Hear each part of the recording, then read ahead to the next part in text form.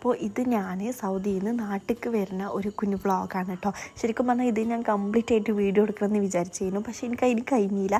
വേറൊന്നുമല്ല, നമുക്ക് ഈ അവിടേക്ക് പോണ ഒരു ഉത്സാഹം തിരിച്ച് പോരുമ്പോൾ ഉണ്ടാവില്ലല്ലോ. എനിക്കങ്ങനെയായിരുന്നു കേട്ടോ. ആ ഒരു പോയ ഉത്സാഹം ഒന്നും തിരിച്ച് പോന്നപ്പോൾ ഉണ്ടായിട്ടുണ്ടായില്ല. വേറൊന്നുമല്ല, ഞാൻ ഒറ്റക്കാണ്, ഷാനു പോന്നിട്ടുണ്ടായില്ല. പിന്നെ കല്യാണം കഴിഞ്ഞിട്ട് ഞങ്ങൾ ആദ്യമായിട്ടാണ് ഇത്രയ്ക്കൊരു 6 മാസം ഞങ്ങൾ ഒരുമിച്ച് നിൽക്കുന്നത്. പിന്നെ അത് കഴിഞ്ഞ് ഇനിയും ഒരു ലോങ് ഡിസ്റ്റൻസ് റിലേഷൻഷിപ്പാണല്ലോ സ്റ്റാർട്ട് ചെയ്യാൻ പോണതെന്ന് അറിയിക്കുമ്പോൾ ആ ഒരു ഇടങ്ങേറൊക്കെ ഉണ്ടായിരുന്നു.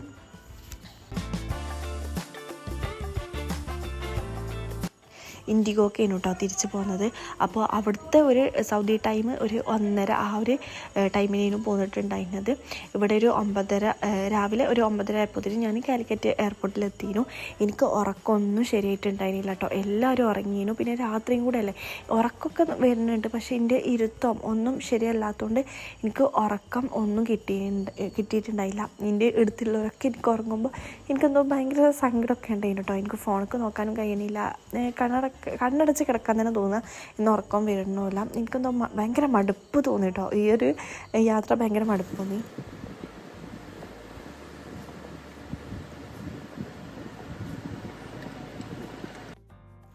ഇത് നാട്ടിലെത്തി നെക്സ്റ്റ് ഡേ ആണ് കേട്ടോ. അന്ന് ഞാൻ നല്ലോണം ലേറ്റായിട്ടാണ് നീറ്റത്. ഒരു 8:30 ആ ഒരു ടൈമൊക്കെ ആയിരുന്നു. കാരണം ഒരു ദിവസം ഫുള്ള് ഉറക്കമൊന്നും ശരിയാവാത്തതുകൊണ്ട് നല്ല ക്ഷീണവും കാര്യങ്ങളും ഒക്കെ ഉണ്ടായിരുന്നു. അപ്പോൾ പിന്നെ അങ്ങനെ നീറ്റ് എന്തൊക്കെയോ ഒരു അവസ്ഥയായിരുന്നു കേട്ടോ. കാരണം ഇനി നമുക്ക് ഇവിടുത്തെ ഒരു ടൈമൊക്കെ നാട്ടിലത്തെ ഒരു ടൈമൊക്കെ ഒരു സെറ്റായി വരണമല്ലോ. നമ്മൾ ട്രാക്ക് കയറി കഴിഞ്ഞാൽ പിന്നെ അങ്ങനെ മൂവ് ചെയ്തോളും, പിന്നെ കുഴപ്പമുണ്ടാവില്ല. പിന്നെ ഫ്രഷായി എൻ്റെ റൂമത്തെ ബെഡൊക്കെ ഒന്ന് വിരിച്ചിടാണ് കേട്ടോ. ഇന്ന് ലേറ്റായിട്ട് നീറ്റോണ്ട് തന്നെ ഒരു പണികളൊന്നുമില്ല, ഒക്കെ തീർന്നിക്കണ്. അപ്പോൾ എന്തായാലും നമ്മളെ ക്ഷീണവും കാര്യങ്ങളൊക്കെ വിട്ട് മാറാൻ ടൈം എടുക്കുമല്ലോ. അപ്പോൾ പിന്നെ ഒന്നിനും തോന്നില്ല. പക്ഷേ എനിക്ക് എന്നാലും ഞാൻ കൊണ്ടുവന്ന് എൻ്റെ സാധനങ്ങളും ഒക്കെ ഒന്ന് അറേഞ്ച് ചെയ്ത് അതാത് സ്ഥാനത്ത് എത്തിക്കണം. അതൊരു ടാസ്ക് തന്നെയാണ് കേട്ടോ.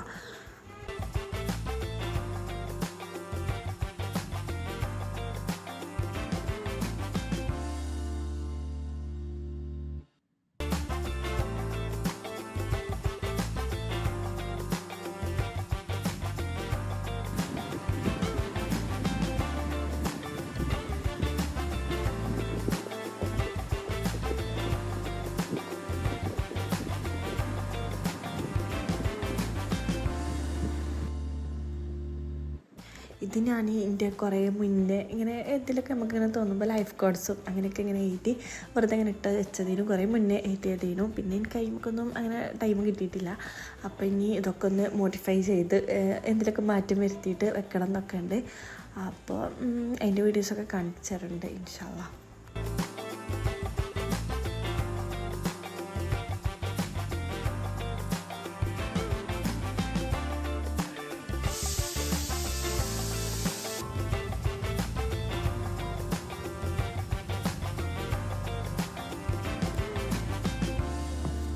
എൻ്റെ ഡ്രസ്സുകളൊക്കെ ഞാൻ ശരിക്കും അടുക്കി പെറുക്കി മടക്കി വെച്ചിട്ട് തന്നെയാണ് കേട്ടോ പോയിട്ടുണ്ടായിനെ. പിന്നെ അതിൻ്റെ ഇടയിൽ ഷാനു ഒന്ന് എമർജൻസി ആയിട്ട് നാട്ടിലേക്ക് വന്നിരുന്നു. അപ്പോൾ ഇങ്ങനെയൊക്കെ കാട്ടിയിട്ട് പോയിക്കണം കേട്ടോ. അപ്പോൾ ഇനി ഇതൊക്കെ ഒന്ന് റെഡിയാക്കി എടുക്കണം. പിന്നെ ഞാൻ കൊണ്ടുവന്ന എൻ്റെ ഡ്രസ്സും കാര്യങ്ങളും അതും ഒന്ന് റെഡിയാക്കി എടുക്കണം. അപ്പോൾ എനിക്ക് എന്താ പറയുക, ഞാനിതൊരു 4 ദിവസമായിട്ട് ഇരുന്ന് കണ്ടാണ് കേട്ടോ അതൊക്കെ ചെയ്തിരിക്കണത്. ഈ പണിയാണ്. വേറെ നല്ല എനിക്ക് പകൽ ചെയ്യാനൊന്നും തീരെ മൂടുണ്ടായിട്ടുണ്ടായില്ല.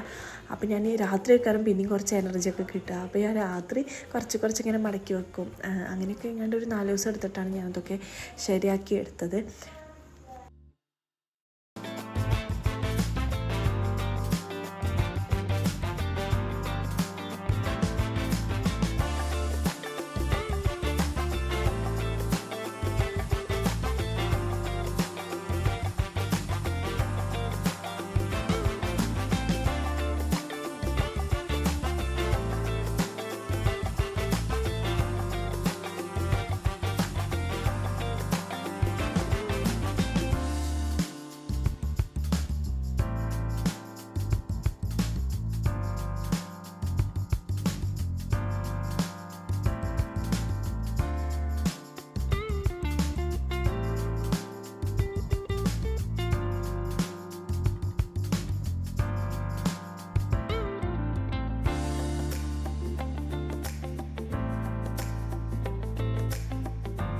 ഒരു വ്ളോഗ് ഞാൻ പോസ്റ്റ് ചെയ്യുമ്പോഴേക്ക് ഒരു 2 വീക്ക് എന്തായാലും ആവേക്കാറുണ്ടോ ഞാൻ നാട്ടിലെത്തിയിട്ട്.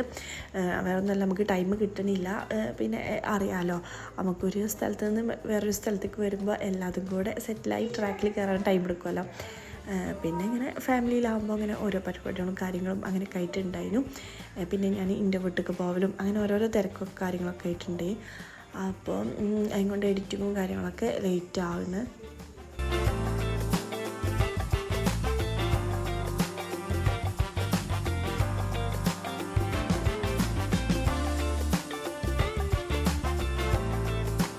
ഇനി ഞാൻ അങ്ങോട്ട് ഇടാൻ പോണ വീഡിയോസൊക്കെ നാട്ടിലെ വിശേഷങ്ങളായിട്ടുള്ള വീഡിയോസ് ആയിക്കാരം. അപ്പോൾ ഇനി അടുത്തൊരു വീഡിയോ ആയിട്ട് വീണ്ടും കാണാം. അതുവരേക്കും ബൈ.